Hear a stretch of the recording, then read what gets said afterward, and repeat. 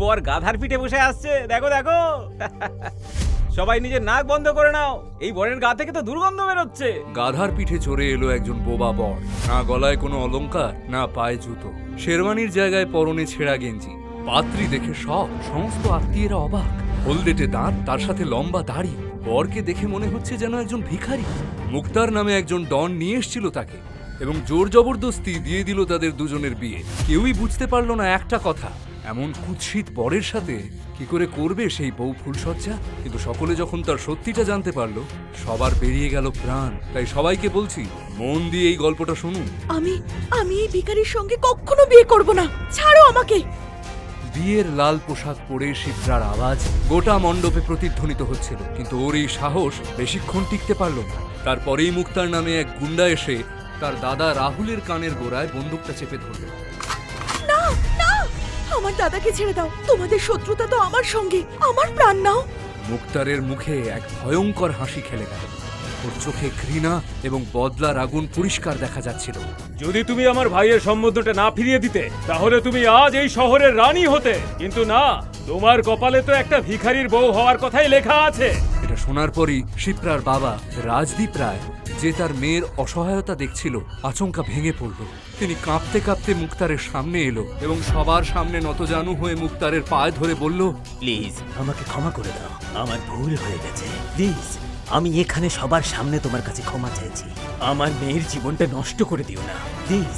আসলে কিছু মাস আগে যখন মুক্তারের ভাই শিপ্রাকে বিয়ে করার প্রস্তাব দিয়েছিল, তখন শিপ্রা পরিষ্কার না বলে দিয়েছিল। আর সেজন্য মুক্তারের ভাই শিপ্রার সঙ্গে অসভ্যতামি করে, আর তাই শিপ্রা মুক্তারের ভাইকে জেলে পাঠায়। আর সেই ঘটনার বদলা নেবার জন্যই মুক্তার কিছুক্ষণ আগেই চালটা বদলে দেয়। যখন বিহান নিজের বরযাত্রী নিয়ে শিপ্রার বাড়ির দিকে এগিয়ে আসছিল, তখন আচমকা মুক্তার সেই বরযাত্রীটা আটকায়। এই বিয়ে হতে পারে না। এটা শোনা মাত্রই চারপাশটা নিস্তব্ধ হয়ে গেল। ভাই, এ কি বলছো তুমি? আজ আমার একমাত্র ছেলের বিয়ে। যদি বিয়েটা হয়, তাহলে বর আর জ্যান্ত ফিরবে না।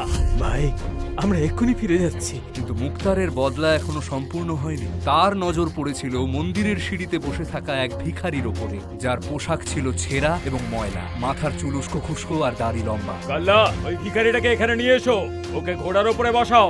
আজ ওর বিয়ে হবে শিপ্রার সঙ্গে। বরযাত্রীর সামনে গুন্ডারা বন্দুক হাতে নাচছিল, আর এসব দেখে ঘোড়ায় বসে থাকা বর ঘাবড়ে যাচ্ছিল। ও বুঝতে পারছিল না যে কি হচ্ছে। ব্যান্ড পার্টির আওয়াজ এবং গুলির আওয়াজ সঙ্গে নিয়ে ওই ভিখারির বরযাত্রী এসে পৌঁছলো শিপ্রার বাড়িতে। তারপর যখন শিপ্রা এই বিয়েতে রাজি হলো না, তখন মুক্তার তার দাদার কানের গোড়ায় বন্দুকটা ঠেকিয়ে বলল, যদি তুমি চাও তোমার দাদা বেঁচে থাকুক, তাহলে তোমাকে এই ভিখারিকেই বিয়ে করতে হবে। আমি রাজি এটাতে। শিপ্রার উত্তর শুনে মুক্তারের চোখে মুখে এক ভয়ঙ্কর হাসি খেলে গেল। এমনিতেই তোর বর তোকে কোনোদিন আর কিচ্ছু বলতে পারবে না, সে হলো বোবা। শিপ্রার নজর পড়ল ওই ভিখারিটার ওপর। লোকজনের নজর অবশ্য ছিল ওই লোকটার নোংরা পোশাক এবং কুৎসিত মুখের ওপর, কিন্তু শিপ্রা দেখতে পেল ওর নিষ্পাপ চোখ দুটো। ওই বেচারা গুন্ডাদের চক্করে ফেসে গিয়েছিল। আরে ও কাল্লা, বরকে তো নিয়ে আয়। মনে যে এদিকে ওকে দেখার জন্য পাগল হয়ে যাচ্ছে। চল মন্না, আজকে তো বিয়ে তোর। দেখ কত সুন্দরী বউ, তোর তো মজায় থাকারই কথা। কাল্লা এসে ওই ভিখারির হাত ধরলো এবং ভিখারিকে টেনে নিয়ে গেল মণ্ডপের দিকে, কিন্তু ভিখারি ধাক্কা দিয়ে ওর হাতটা ছাড়িয়ে নেয়। আরে গাধা, আমি তোর ভাগ্য বদলে দিতে যাচ্ছি, আর তুই নাকি এইভাবেই পড়ে থাকতে চাস? চল আয়। যখন ওই ভিখারি মুক্তারেরও কথা শুনলো না, তখন মুক্তার আর এদিক ওদিক না দেখে ভিখারির গালে তিনবার থাপ্পড় মারলো। ভিখারির মুখ দিয়ে রক্ত পড়ছিল। বোবা হওয়ার ফলে ও চিৎকারও করতে পারছিল না। মণ্ডপে উপস্থিত বাদবাকিদেরও ওই ভিখারির অবস্থা দেখে দয়া হচ্ছিল। শিপ্রারও ওই বোবা ভিখারিকে দেখে দয়া হচ্ছিল। মনে হচ্ছে ওরও এই মেয়েটাকে দেখে দয়া হচ্ছে, আর তাই এই মেয়েটার জন্য ও মার খেতেও রাজি আছে। তাহলে এবার কি করবো বস? এভাবে কি করে চলবে? এত তাড়াতাড়ি তো অন্য কোনো ভিখারিকেও পাওয়া যাবে না। শোন রে ভিখারি, এই ছেলেটা নিজের বোনের কারণে তো বেঁচে গেল, কিন্তু তুই যদি নিজের জেদ ধরে থাকিস, তাহলে অবশ্যই মারা যাবে। মুক্তারের এই কথায় ওই ভিখারি সত্যি প্রভাবিত হলো। এবার ওর চোখে অস্থিরতা ধরা পড়লো। ও একবার রাহুলকে দেখছিল, আবার কখনো শিপ্রাকে দেখছিল। এবার শিপ্রাও ওর অসহায়তাটা বুঝতে পারছিল। কি হলো? তুই কি আমার কথা বুঝতে পারছিস না নাকি তুই চাস এই ছেলেটা এক্ষুনি মরে যাক? এই কথা বলেই মুক্তার একটি ছুরি বার করে রাহুলের গলায় চেপে ধরে, আর এটা করা মাত্রই ভিখারি নিজে থেকেই মণ্ডপের দিকে এগিয়ে আসে। আরে পণ্ডিত, চল শুরু কর। ঠাকুর মশাই ভয় ভয় মন্ত্র পড়লেন। 7 পাকে ঘোরা হলো এবং বিয়ে সম্পন্ন হলো। বিয়ে নিয়ে না জানি কত স্বপ্ন দেখেছিল শিপ্রা, কিন্তু আজও এতটাই বাধ্য যে ওকে একজন ভিখারিকে বিয়ে করতে হচ্ছে। বিয়েতে আগত সমস্ত সম্মানিত ব্যক্তিদের মাঝে শিপ্রা এবং তার পরিবারের সম্মান ধুলোয় মিশে গিয়েছিল। অভিনন্দন বলবন্ত রায়, আজ তোমার নাতনি তোমার সম্মান বাড়িয়ে দিল। মুক্তার রাহুলকে ছেড়ে দিল, তারপর ওখান থেকে চলেই যাচ্ছিল। তখন আচমকা কিছু মনে হতেই ও শিপ্রার দিকে গেল। দেখলি আমার সঙ্গে ঝামেলা করার ফল, তোকে আজকে এই ভিখারির বউ হতে হলো। হ্যাপি ম্যারেজ লাইফ, জমিয়ে ফুলসজ্জা কর। এরপরেই মুক্তার হাসতে হাসতে ওখান থেকে চলে গেল। যেই মুহূর্তে মুক্তার তার গ্যাংয়ের সঙ্গে ওখান থেকে বিদায় নিল, তখনই শিপ্রা অজ্ঞান হয়ে সেখানে পড়ে গেল। কি হলো আমার মেয়েটার? কেউ একটু দেখো। ভয় পাওয়ার কোনো কারণ নেই, বেশি স্ট্রেসের কারণে ও অজ্ঞান হয়ে গেছে, কিছুক্ষণেই ওর জ্ঞান ফিরে আসবে। এই কথা শুনে রাহুল তার বোন শিপ্রাকে তুলে নিয়ে ভেতরে যায়। ওখানে উপস্থিত আত্মীয়রা নিজেদের হাসি চাপতে চাপতে সেখান থেকে বিদায় নেয়। সুযোগ পাওয়া মাত্রই ওই বোবা ভিখারিও ওখান থেকে বেরিয়ে মন্দিরের দিকে রওনা হয়। জ্ঞান ফেরা মাত্রই শিপ্রা কেঁদে ওঠে। কাঁদিস না, আমরা খুব তাড়াতাড়ি ওই ভিখারির সঙ্গে তোর ডিভোর্স করিয়ে দেবো। কিন্তু শিপ্রা মনে মনে এক কঠিন সিদ্ধান্ত নিয়ে ফেলেছিল। ও তৎক্ষণাৎ নিজের চোখ মুছে ফেলল। যাই হোক না দাদু, আরো যেই হোক না কেন, আগুনকে সাক্ষী রেখে বিয়ে করেছি। আমার সিঁথিতে সিঁদুর দিয়েছে ও, আর আজ থেকে ওই আমার স্বামী। আমি এই বিয়েটাকে মন থেকে মেনে নিচ্ছি। এই শুনে শিপ্রার কাকিমা সরলা বলল, ওহো, সতী সাবিত্রীগিরি দেখানো হচ্ছে। শোন তুই, ওই গন্ধওয়ালা ভিখারিটা আমাদের বাড়িতে ঢুকবে না। এতই যদি ভালোবাসা জন্মায় ওর উপরে, তাহলে তুইও পার্টি নিয়ে মন্দিরের সিঁড়িতে গিয়ে বস ওর সঙ্গে।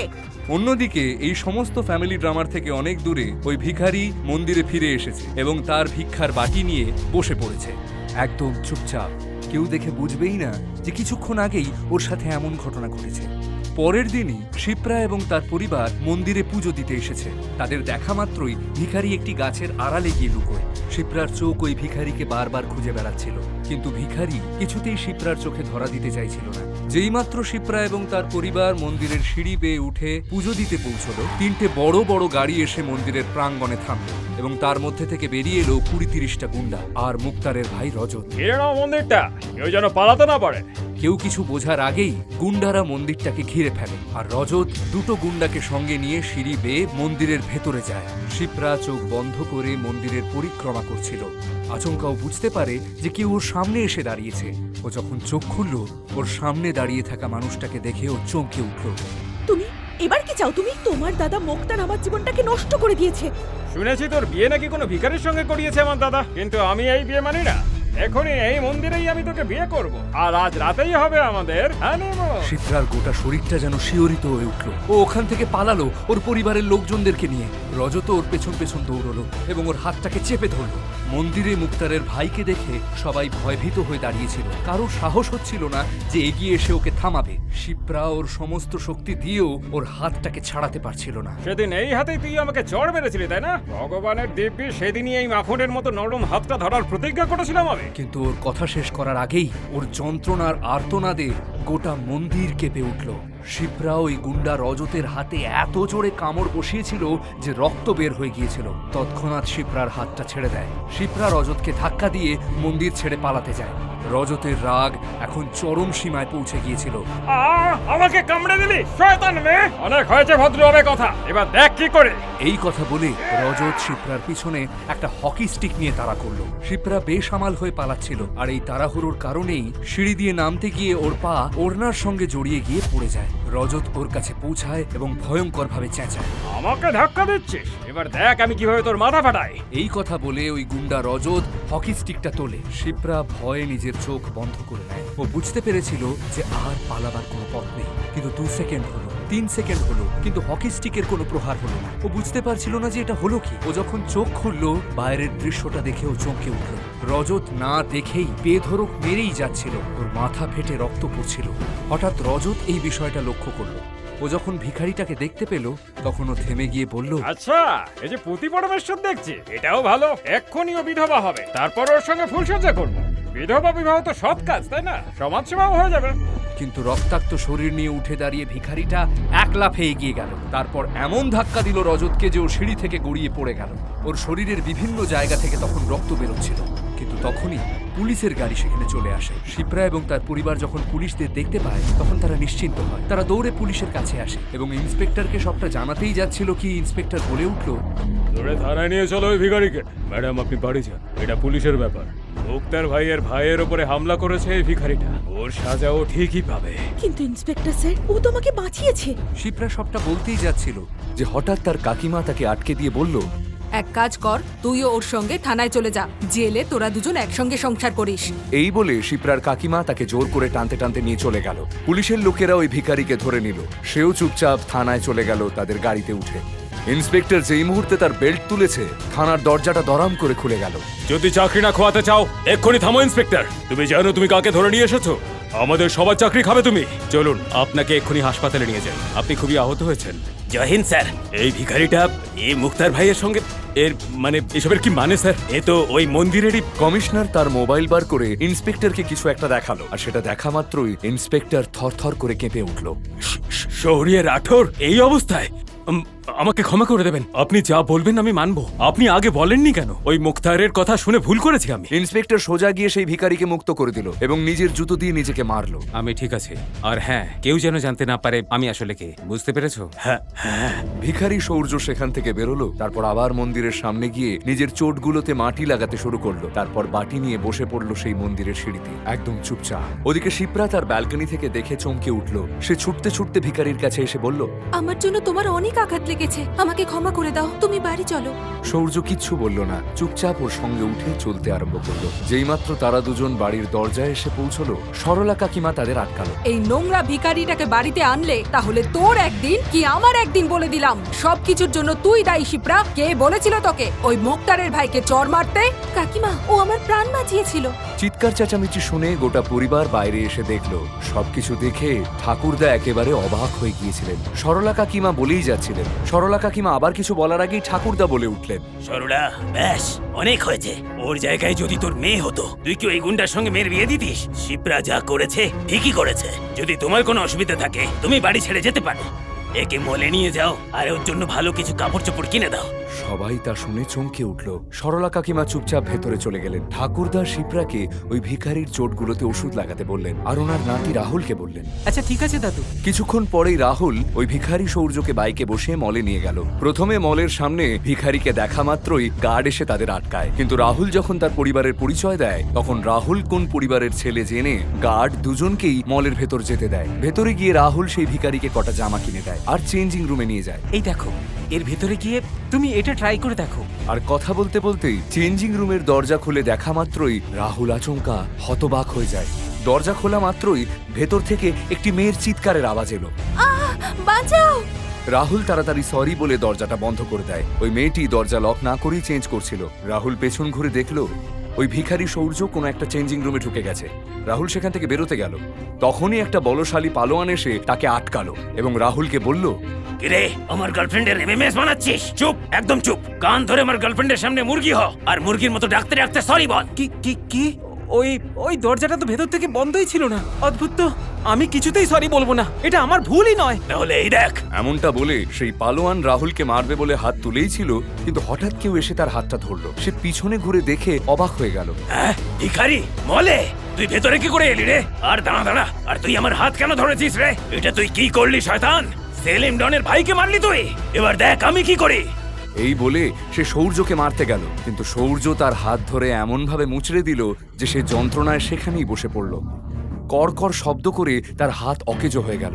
সেই পালোয়ান ফোন বের করে শহরের সব থেকে বড় গুন্ডা সেলিম ভাইকে ফোন করলো। সেলিমের নাম শোনা মাত্রই সেই মলে গন্ডগোল হয়ে গেল। সবাই এদিক ওদিক পালাতে শুরু করলো, কিন্তু সৌর্য সেখানেই দাঁড়িয়ে থাকলো। সেলিম ভাই, একটা ভিখারি এসে আমার গায়ে হাত তুলেছে, ওকে ওপরে পাঠাতে হবে। সৌর্য চুপচাপ সেখানেই দাঁড়িয়ে রইল। ভয়ে রাহুলের হাত পা কাঁপছিল। সে ঘেমে স্নান হয়ে গিয়েছিল। কিছুক্ষণ পরেই সেখানে অনেকগুলো গাড়ি এলো, আর সেই গাড়ি থেকে নেমে এলো ভয়ঙ্কর ডন সেলিম। আসা মাত্রই ও গুলি চালালো, আর সেলিমের গুন্ডারা সেখানে এসেই সৌর্যের ওপর আক্রমণ করলো। কিন্তু তারপর সেখানের দৃশ্য দেখে সবাই হতবাক হয়ে গেল। 10 সেকেন্ডের মধ্যে সৌর্য 10 জন গুন্ডাকে মাটিতে মিশিয়ে দিয়েছিল। সেলিম ভাই নিজের চোখকে বিশ্বাস করতে পারছিলেন না। সে ওই ভিখারি সৌর্যের কাছে গিয়ে বলল, তোর সাহস কি করে হলো আমার লোকেদের ওপর হাত তোলা? না না না, আমি তোকে মেরে আমার হাত নোংরা করবো না। আমি তো একে এই ছেলেটাকে 6 ইঞ্চি ছোট করে দেব। এমনটা বলে সে সেখানে দাঁড়িয়ে থাকা রাহুলকে জাপটে ধরলো। তারপর ওর গলার কাছে নিজের ছুরিটা রাখলো। কিন্তু তারপরেই যা ঘটলো তা দেখে রাহুল নিজের চোখকে বিশ্বাস করতে পারলো না। এতক্ষণ যে ভিখারি জামাইবাবুকে সে বোবা ভাবতো, সে বলে উঠল, সেলিম, আমি তোমার সঙ্গে কিছু কথা বলতে চাই। আমার সঙ্গে কথা বলবি? তোর মতন একটা ভিখারির গায়ে আমি থুতুও ফেলবো না। যদি কথা না শুনিস তাহলে কিন্তু তোরই ক্ষতি হবে। সেলিম কি একটা ভাবলো, তারপর বলল, আচ্ছা ঠিক আছে, বল। এইভাবে নয়, তোর কানে কানে। আবে এই, খেলা হচ্ছে নাকি এখানে? একে মেরে দেবো কিন্তু। এরপরে যদি কিছু হয় তাহলে তার জন্য আমি দায়ী থাকবো না কিন্তু। সেলিম ভাবতে শুরু করলো, তারপর বলল, ঠিক আছে, এসে বল কানে। ভিখারি সূর্য তার কাছে গেল এবং তার কানে কি একটা বলল, এবং সেই কথাটা শোনা মাত্রই সেলিমের হাত পা অবশ হয়ে গেল। রাহুল তার হাত থেকে বেরিয়ে গেল। সেলিম তার ভাইয়ের দিকে গিয়ে বলল, জাভেদ ভাই, তোর গার্লফ্রেন্ডকে বল এদের সামনে মুরগির মতো করে সরি বলতে। এই কথা বলে সে ভয়ের চোটে ওখানেই অজ্ঞান হয়ে গেল। সকলে তা দেখে অবাক হয়ে গেল। সেই বলশালী পালোয়ান জাভেদ, যে তার দাদার নাম নিয়ে খুব আস্ফালন করছিল, ঘামে ভিজে গেল। সূর্য রাহুলের হাত ধরল এবং সেখান থেকে বেরিয়ে পড়ল। মাঝ রাস্তায় রাহুল তাকে জিজ্ঞেস করলো, ওই এত বড় ডন সেলিম, কি বললে তুমি ওর কানে কানে যে ও ভয় পেয়ে গেল? সূর্য তার প্রশ্ন শুনেও চুপ করে রইল আর সামনের দিকে তাকিয়ে রইল। রাহুল আবার জিজ্ঞেস করলো, দেখো, এখন আর এসব নাটক করে কোনো লাভ নেই। আমি জানি তুমি কথা বলতে পারো।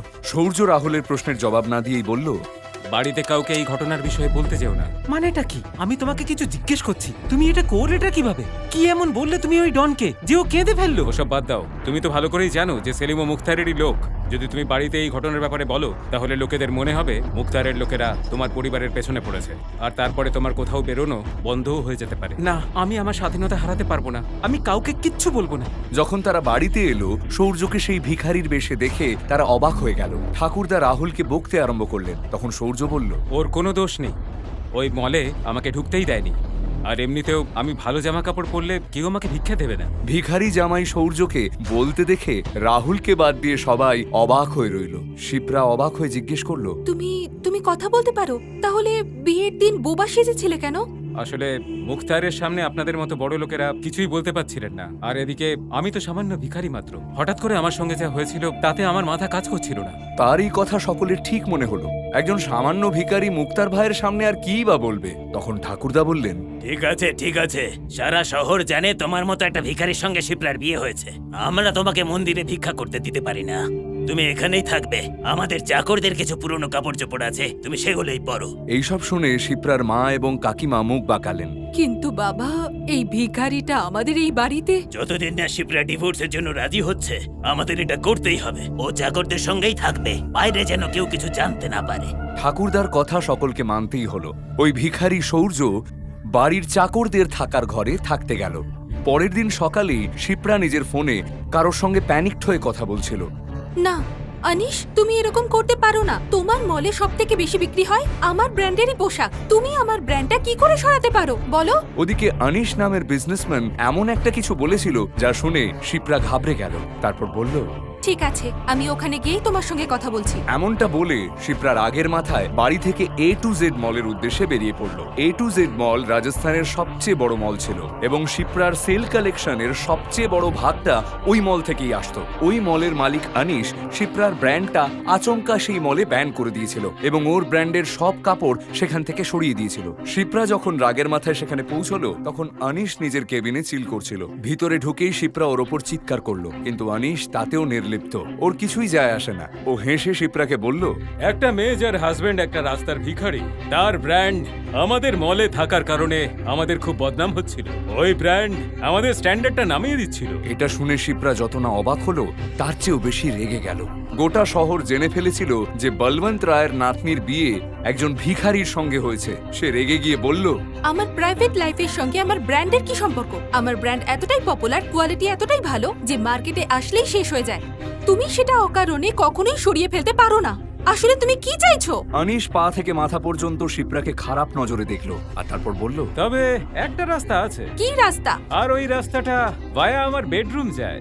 এটা শোনা মাত্রই শিপ্রার পা থেকে মাথা পর্যন্ত কেঁপে গেল। সে ভীষণ রেগে এগিয়ে গেল এবং তারপর আনিশকে একটা থাপ্পড় মারলো। আনিশ রেগে গেল কিন্তু হেসে বলল, আরে জানেমান, শুধু তোমার ব্র্যান্ডকে জায়গা দেওয়া নয়, বরং এর বদলে আমি তোমাকে টাকাও দেব। এই বলে আনিশ তার পকেট থেকে 1 টাকার কয়েন বার করলো এবং শিপ্রার দিকে ছুড়ে দিল। একটা ভিখারির বউয়ের জন্য 1 টাকা তো যথেষ্টই হবে। শিপ্রা লজ্জায় ঘেন্নায় সেখান থেকে বেরিয়ে গেল। বাড়ি পৌঁছানোর পর শিপ্রা দেখলো ওর মা ওর ভিখারি স্বামীকে দিয়ে ঘরদোর মোছাচ্ছিলেন। ওই ভিখারিকে নিজের সামনে দেখে শিপ্রার রাগ আরো বেড়ে গেল। শিপ্রার মা যখন তাকে এত রেগে যেতে দেখলো, সে জিজ্ঞেস করলো, কি হয়েছে শিপ্রা মা? কি বললো ওই আনিশ? শিপ্রা ওর মাকে সবটা খুলে বলল। এটা শুনে শিপ্রার মা রাগের মাথায় সেই ভিখিরি জামাইকে লাথি মেরে বলল, সবকিছু এই ভিখারিটার জন্যই হয়েছে। বেরো এখান থেকে, অপয়া কোথাকার।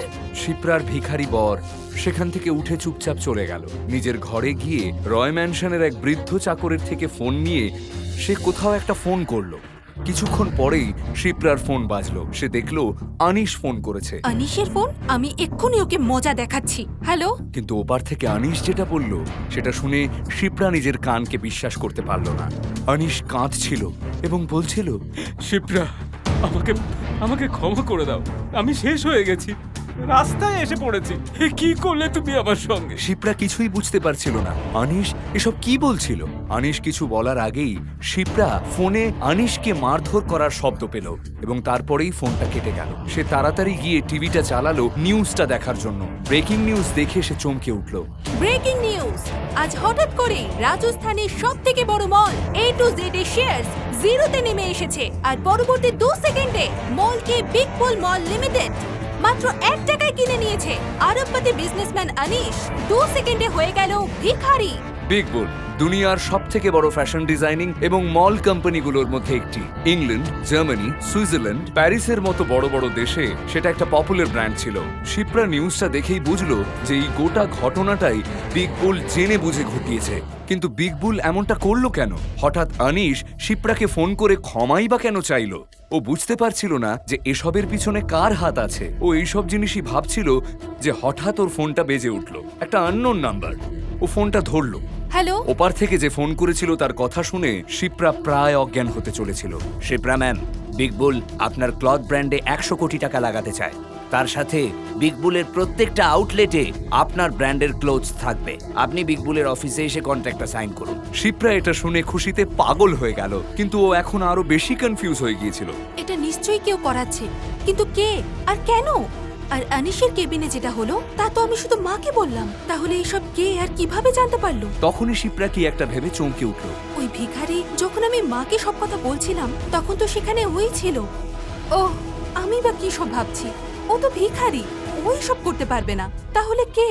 বাড়িতে যখন সবাই এই খবরটা শুনলো, সকলে আনন্দে মেতে উঠল। বেশ কিছুদিন পর প্রথম একটা খুশির খবর এলো, আর এমন একটা খুশির খবর যা কেউ স্বপ্নেও ভাবতে পারেনি। ঠাকুরদা ঘোষণা করলো, শিপ্রার এই অ্যাচিভমেন্টের জন্য আজ সন্ধ্যায় আমার তরফ থেকে পার্টি। সবাই পার্টির প্রস্তুতিতে লেগে পড়ল। ঠাকুরদা ঘরে যাওয়া মাত্রই তার ফোনটা হঠাৎ করে বেজে উঠল। তাতে লেখা নামটা দেখেই ওনার মুখটা ফ্যাকাশে হয়ে গেল। মুক্তার আবার ফোন করেছিল। যেই মুহূর্তে ঠাকুরদা ফোন তুললো, অন্যদিকে মুক্তার বলে উঠল, বলবন্ত রায়, কেমন লাগছে একটা ভিখারিকে নিজের জামাই বানিয়ে? তুমি আবার কি চাও? একে তো তুমি শিপ্রার বিয়ে জোর করে ওই ভিখারির সঙ্গে করালে, তারপরেও তোমার ওই গুন্ডা ভাই এসে আমার নাতনিকে বিরক্ত করেছে। আমি দুঃখ দিয়েছি, আমি ব্যবস্থা করব। শুধু তোমার নাতনিকে বলো আমার ভাইয়ের ওপর থেকে কেস তুলে নিতে। তারপরে আমার ভাই তোমার ফ্যামিলিকে আর কখনো বিরক্ত করবে না। 1 ঘন্টায় আমার সঙ্গে হোটেল রাজকমলে দেখা করো, তারপরে বলছি কি করতে হবে। এই খবরটা পাওয়া মাত্রই রায় পরিবারে হইচই পড়ে গেল। কেউ জানে না সেই মুক্তার নামের গুন্ডা এবার কি করতে চলেছে। ঠাকুরদা হোটেল রাজকমলে যাবে বলে ঠিক করলেন। শিপ্রা বলল, ঠাকুরদা, আমিও যাচ্ছি তোমার সঙ্গে। না, কে জানে ও ওখানে কি করবে। শুধু আমি আর তোমার বাবা যাব। যদি 2 ঘন্টার বেশি লাগে আমাদের, তাহলে পুলিশকে ফোন করো। ঠিক আছে ঠাকুরদা। ঠাকুরদা এবং শিপ্রার বাবা প্রস্তুতি নিয়ে বাইরে বেরোলেন। তখন জানা গেল ড্রাইভার ছুটিতে আছে। সৌর্য এতক্ষণে স্নান করে চাকরদের কাপড় পরে সেখানে চলে এসছে। ঠাকুরদা সৌর্যকে জিজ্ঞেস করলো, তুমি ড্রাইভিং জানো? হ্যাঁ, চলুন আমি আপনাকে নিয়ে যাচ্ছি। ভিখারির মতো বেশে চাকরের পোশাক, যা আবার সৌর্যের মাপেরও নয়, তাই পরেই সে ঠাকুরদার ড্রাইভার হয়ে গাড়িটাকে হোটেল রাজকমলে নিয়ে গেল। ঠাকুরদা এবং শিপ্রার বাবা তাড়াতাড়ি ভেতরে গেলেন এবং সৌর্য ওখানে পার্কিং এ বসে থাকলো। রাজকমল হোটেল রাজস্থানের সবচেয়ে বড় হোটেলের মধ্যে একটি। ওখানে আসা লোকেদের ড্রাইভাররাও দামি কাপড় পরে। সেখানে বলবন্ত রায়ের ড্রাইভারের এই অবস্থা দেখে সকলে হাসছিল। ওদিকে শিপ্রার ঠাকুরদা বলবন্ত রায় এবং তার বাবা যখন ভেতরে গেল, তখন মুক্তার এসে বলল, আমি রাগের চোটে ওই ভিখারির সঙ্গে আপনার নাতনির বিয়ে দিয়ে দিয়েছিলাম, সেই জন্য আমার ভাই রেগে গেছে। ওর সঙ্গে যদি আপনার নাতনির আবার বিয়ে দেওয়া যায় তাহলে ভাই হয়তো শান্ত হতে পারে। কিন্তু শিপ্রা তো এই ভিখারিটাকে ডিভোর্স দিতে চাইছেই না। তাহলে আমার ভাই আপনার ফ্যামিলির সঙ্গে কি করবে সে ব্যাপারে আমি কিছু জানি না কিন্তু। কি তাহলে বলো কি করতে হবে? আমার নাতনি আর তোমার ওই গুন্ডা ভাইয়ের জন্য আমাদের পরিবারের প্রাণ সংশয় হচ্ছে। যদি ওই ভিখারিটাই পৃথিবীতে না থাকে তাহলে হ্যাঁ তাহলে ভালো, আমি এক্ষুনি ডাকছি ওকে। তৎক্ষণাৎ মুক্তারের একটি লোক সৌর্যকে ডাকতে গেল। যখন সেই লোকটি সৌর্যকে নিয়ে হোটেলের গেটের কাছে পৌঁছলো তখন গার্ড তাকে আটকে বলল, এই দাঁড়া, এই ভিখারিটাকে ভেতরে নিয়ে কোথায় যাচ্ছিস? রাস্তার পাশে ধাবা পেয়েছিস নাকি? এই হট, বেশি কথা বললে 1 সেকেন্ডের মধ্যে তোর লাশ ফেলে দেবো আমি। চিৎকার চেঁচামেচি দেখে 4টে বেশ বলশালী পালোয়ান এসে পড়লো সেখানে এবং সেই গুন্ডাকে ধরে ফেললো। তখনই ভিখারি সৌর্য বলে উঠল, মুক্তার ডন ডেকেছে আমাকে ভেতরে। মুক্তারের কথা শুনেই সবাই সেখান থেকে সরে গেল। সবাই ভয়ে কাঁপছিল আর ওই গুন্ডা সৌর্যকে নিয়ে ভেতরে চলে গেল। গোটা হোটেল ওই ভিখারিকে ওইখানে দেখে অবাক হয়ে গিয়েছিল। মুক্তারের লোক সৌর্যকে নিয়ে সেই ঘরে গেল। সেখানে শিপ্রার বাবা এবং ঠাকুরদা বলবন্ত রায় আগে থেকেই বসেছিল। যেই মুহূর্তে ভিখারি ভেতরে ঢুকলো, বলবন্ত রায় এবং শিপ্রার বাবা তাড়াতাড়ি উঠে দাঁড়িয়ে বলল, এখন এই ভিখারি তোমার হাতে, যা করার ওর সঙ্গে করো। এমন কথা বলে তারা বাইরে থেকে দরজা বন্ধ করে ওখান থেকে পালিয়ে গেল। ভেতরে শুধু মুক্তার আর সৌর্য ছিল। মুক্তার তার বন্দুক বার করে সৌর্যের মাথায় ঠাকালো। ভিখারি হয়ে বড় লোকদের টাকায় ফুর্তি করতে চাস? চল, তোকে ভিখারি জীবন থেকে মুক্তি দিয়ে দিচ্ছে, শুধু একটা গুলি, তারপরে আরামই আরাম। আর তখনই সৌর্য বলে উঠল। তা দেখে মুক্তার চমকে উঠল। সেও ভেবেছিল ও বোবা। সৌর্য বলল, স্যার, আমার একটা শেষ ইচ্ছে আছে, সেটা পূরণ করে দাও। আমাকে শুধু একটা ফোন করতে দাও। আচ্ছা, তোরও ফোন করার মতো কেউ আছে নাকি? দারুণ ব্যাপার তো। ঠিক আছে, করে নে তোর শেষ ইচ্ছে পূরণ। এমনটা বলে মুক্তার তার ফোন ভিখারি সৌর্যকে দিল। সৌর্য ফোনটা নিল আর একটা নাম্বার ডায়াল করলো। তারপর একটা মিস কল দিয়েই ফোনটা কেটে দিল। মুক্তার এটা দেখে হাসতে লাগলো। আরে, এটা তোর মতো ভিখারির ফোন নয় যে মিস কল দিবি। এটা মুক্তার ডনের ফোন, মুক্তার ডনের। নে কথা বল, তোর হাতে মাত্র 1 মিনিট আছে। মুক্তার তার কথা শেষ করার আগেই হঠাৎ করে আকাশে হেলিকপ্টারের শব্দ শোনা গেল। হোটেলের সামনে ধুলোর ঝড় উঠল। মুক্তার চমকে উঠল। হেলিকপ্টার? এটা আবার কে ডাকলো? এই ভিখারি, কাকে মিস কল দিয়েছিলি তুই? তুই আসলে কে? সৌর্য তার জায়গায় দাঁড়িয়ে হাসছিল। সত্যি কি সেই হেলিকপ্টারটা ভিখারি সৌর্যর জন্য এসেছিল? সত্যি কি সৌর্যর মিস কলের সাথে সম্পর্কিত ওই হেলিকপ্টার? সৌর্যকে যেমনটা দেখায় আদৌ কি সে সেই ব্যক্তি? কে সে? কেন ভিখারি সেজে থাকে? কেন তার জন্য কমিশনার থেকে শুরু করে মুখ্যমন্ত্রীও চিন্তিত? বিগ বুল কোম্পানির থেকে শিপ্রার কাছে আসা অফার এবং সৌর্যর একটি ফোন কল, এই দুয়ের মধ্যে সম্পর্ক কি? সেলিম ডনের কানে সৌর্য কি বলেছিল যাতে সে ভয় কেঁপে উঠেছিল? সৌর্য কি শিপ্রার ঠাকুরদা এবং তার বাবার ওপর প্রতিশোধ নেবে? কি হতে চলেছে এরপরের ঘটনা জানতে হলে দেখুন পরের এপিসোড শুধুমাত্র পকেট এফএম এর ইউটিউব চ্যানেলে। আর বেগার হাজবেন্ডের সবকটা এপিসোড দেখতে হলে ডেসক্রিপশনে দেওয়া লিংক থেকে ডাউনলোড করুন পকেট এফএম অ্যাপ।